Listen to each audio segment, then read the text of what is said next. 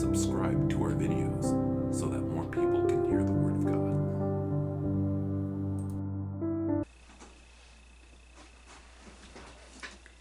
Good morning and welcome to Tuesday. And if you're just joining us this week, that we are looking at the exciting story of Lazarus who's going to be raised from the dead. And so we are in John chapter 11. And so yesterday we set the story. So if you missed it, go back and definitely read the passage and watch the video.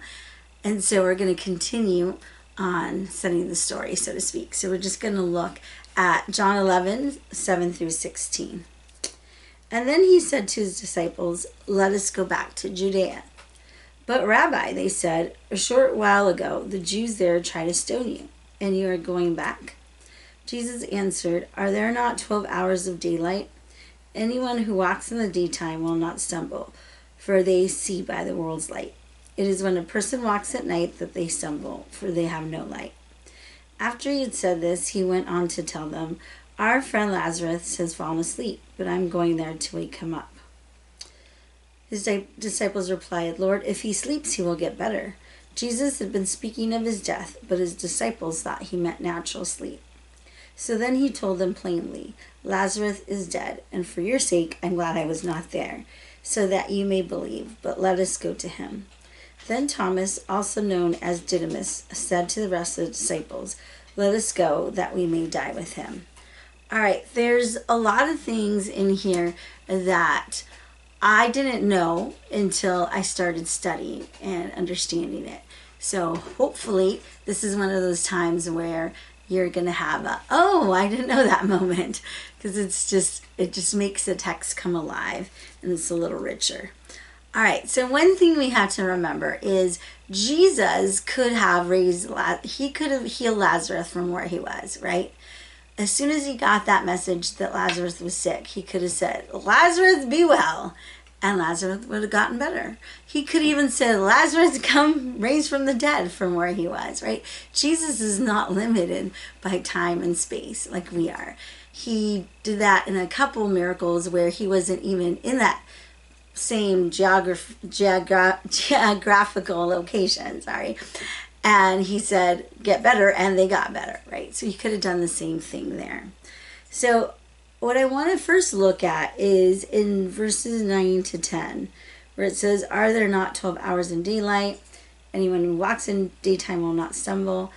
So that's an interesting use of language that Jesus is saying, and you're like, okay, that sounds interesting. But basically what Jesus is saying here is that we only have limited time. That's what he's saying. So we only have limited time, so let's not waste it. So get the work done that God has sent you to do. So that's the interpretation of those two verses, is we have limited time, let's get going. If God called you to do something, go ahead and do it. So there's only 12 hours in daylight. All right, so that's the first thing. And then Jesus uses the phrase, "Lazarus sleeps." But again, he's just using it as a way to describe that he's going to raise him up, right? His death is just for a short time. It looks like he's sleeping because he's going to raise up. And of course, lots of times, as we've gone through the Gospels, that sometimes the disciples don't fully get what Jesus is saying. They're like, "Wait, if he's sleeping, then we don't have to go," right? And so Jesus is like, "Oh, no, Lazarus is dead, and we're going to go wake him up. We're going to go raise him up."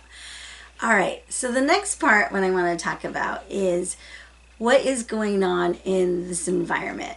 So the Jewish leaders are trying to kill Jesus. So that's why Jesus had removed himself from that area, because it's kind of a hot area for him. And again, I want you to realize he wasn't afraid to die, but he was controlling the narrative. It was not time for him to die yet. And so that's why he removed himself physically. But this is a very important situation, and Jesus is going to go there and raise his friend from the dead, no matter what the consequences are. Now, this is another part where I didn't realize on verse 16 where it says, then Thomas, also known as Didymus. So which means a twin, I just thought it meant like Thomas was a twin and maybe his twin was a disciple. But what scholars say is that they referred to Thomas as a twin because Thomas looked like Jesus. Like Thomas physically resembled Jesus the most. And so that's why they called him the twin, because he was basically, maybe he looked like Jesus mini-me, right? And so so for Thomas to say, let's go, it's dangerous for him as well, because if you look like someone, they may mistake you for Jesus and they may try to kill you, right? And so that's why, to me, that's why it means so much more that Thomas was like, if we die, we die, because his life was in jeopardy just because he looked like Jesus. So that I didn't know before. So maybe that's something for you too. So what I want to leave us with is Jesus calls us sometimes to go into dangerous places, maybe dangerous places emotionally, maybe to love on people who have hurt us, right? Our culture is someone hurts you, cut them off, move on, right? But Jesus says, love them anyway, forgive them. And that's hard for us. That's dangerous for us because we risk getting hurt again.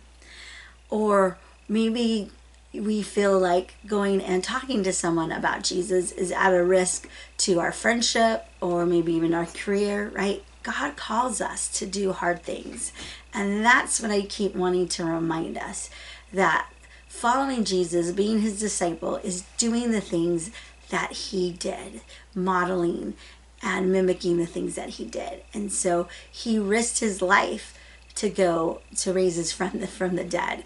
And so if Jesus is calling you, whatever hard thing he's calling you, whether it's a risk in a relationship or, loving someone, forgiving someone, or sharing with someone about Jesus that may cut your friendship or relationship off, I encourage you to do that hard thing today.